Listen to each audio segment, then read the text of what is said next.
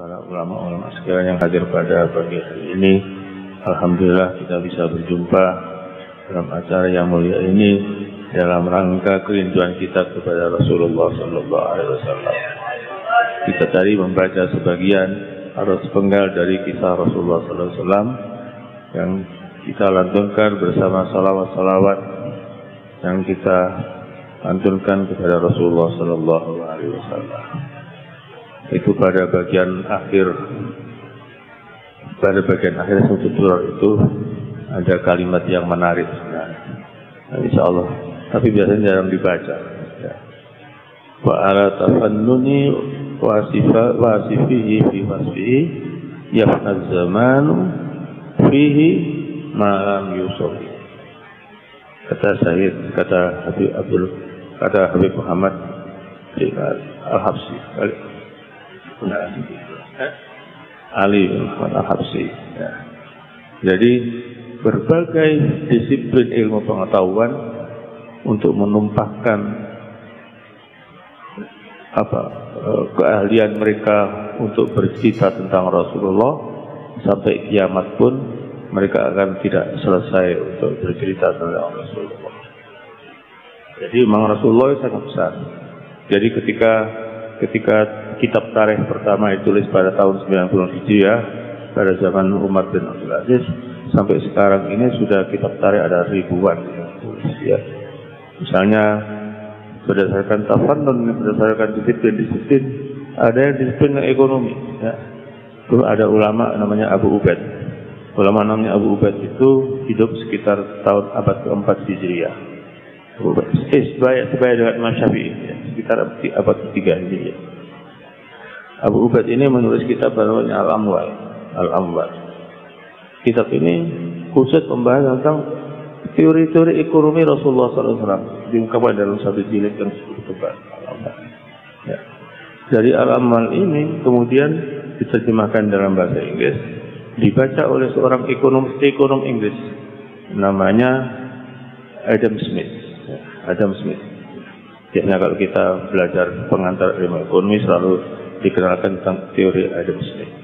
Adam Smith ini terilhami untuk menulis buku namanya Wealth and Nation. Itu diilhami oleh Abu Ubaid. Padahal Abu Ubaid itu dia menulis tentang ajaran ekonomi Rasulullah SAW. Ada lagi misalnya banyak sekali kitab-kitab ditulis. Misalnya kalau yang lebih modern, misalnya Muhammad Khalid, saya menulis tentang Insaniyatu Muhammad, kepribadian Nabi Muhammad. Ada lagi yang ditulis oleh Ibnu Hajar Al-Haytami namanya Al-Inafah misalnya. Itu bercerita tentang bagaimana tentang hubungan relasi sosial yang diajarkan oleh Nabi Muhammad SAW. Tidak hanya yang dari Islam, di luar Islam juga banyak menulis tentang Nabi Muhammad. Yang terkenal itu Karen Armstrong, seorang wanita Protestan. Ya. Dia menulis dengan baik tentang Nabi Muhammad SAW. Biasanya orang-orang yang kuliah sejarah selalu akan membaca tentang Karen Armstrong. Ini Bapak Ibu sekalian tentang keindahan tentang bahwa kita mensifati Rasulullah itu tidak akan pernah selesai. Ya. Itu tiap hari mungkin akan muncul kitab-kitab dan lain sebagainya.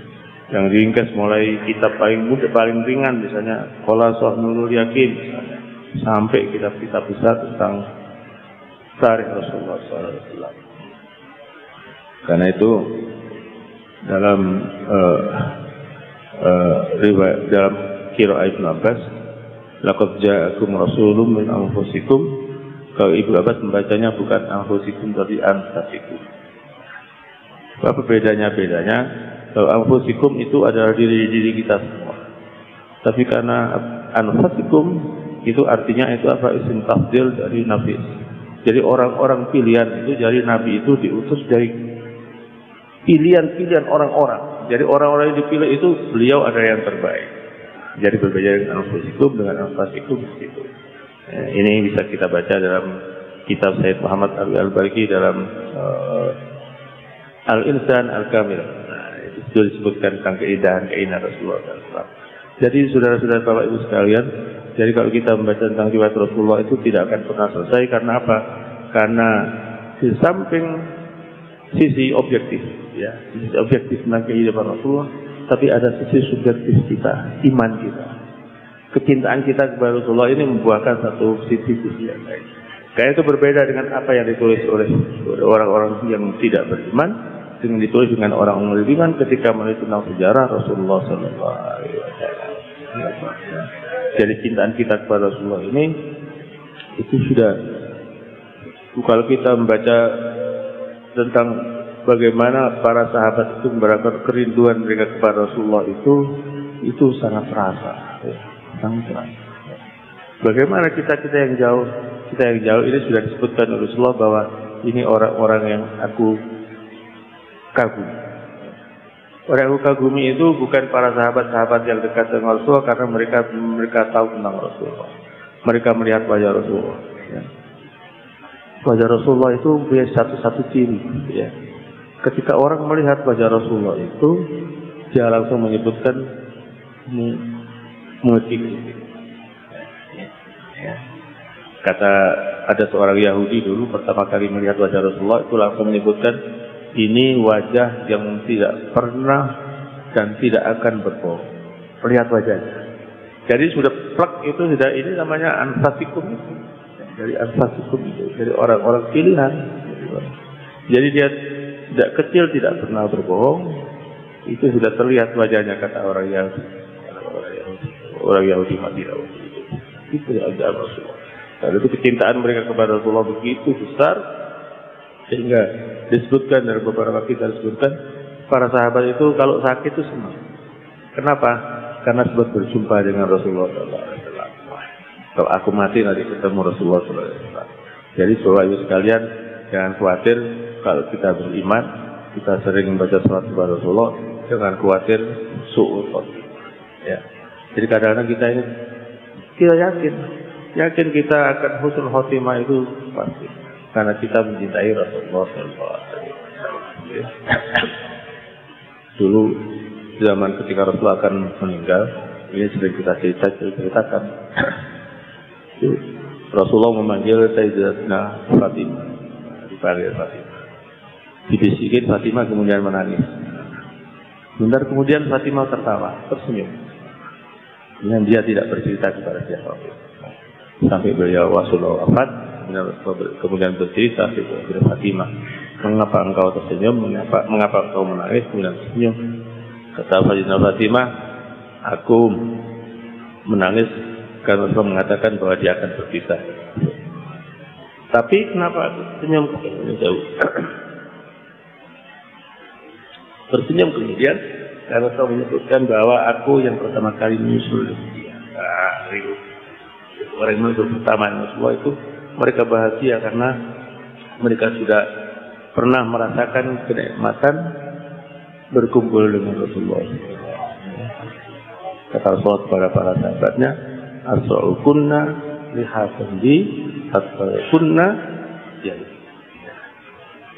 Pengkarwan Rasulullah mereka menghentikan siapa yang paling cepat teko kalian dari siapa yang paling cepat dari kalian semua untuk menyusul aku di kematian di akhirat itu siapa di antara kalian yang tangannya paling panjang.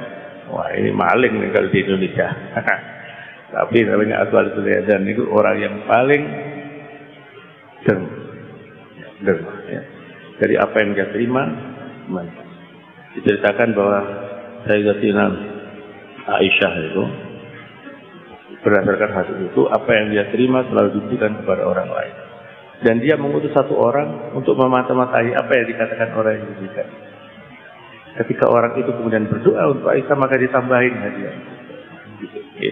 Jadi mereka berlomba-lomba untuk memberikan sesuatu yang terbaik hanya untuk supaya lekas kita menyusul Rasulullah.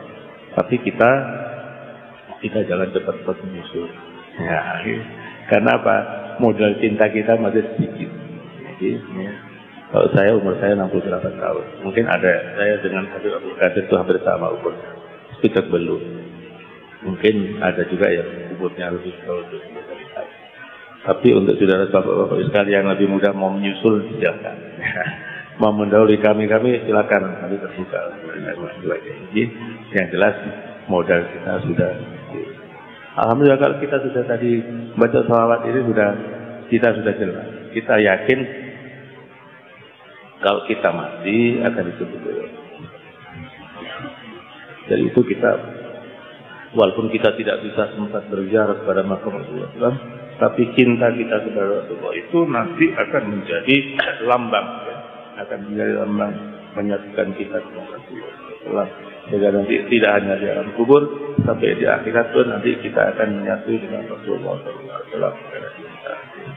Karena dulu ada seorang Arabi bertanya kepada Rasulullah kapan hari kiamat.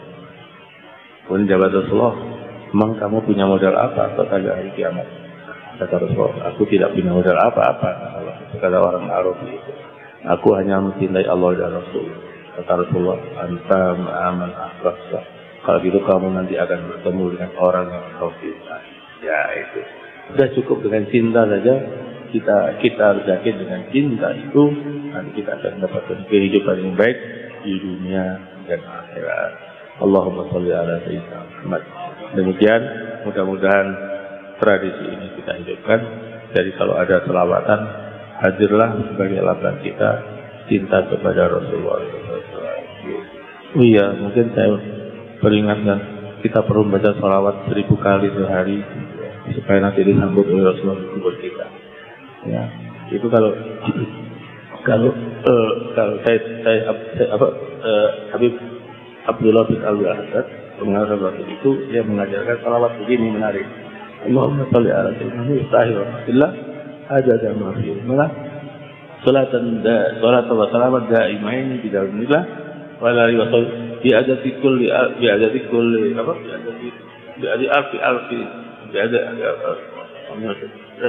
Sallallahu alaihi wasallam salat ala sayyidina ya benar. Ya jadi alfi sejuta kali. Jadi cukup 1 kali membaca salawat sama dengan membaca 1 juta salawat.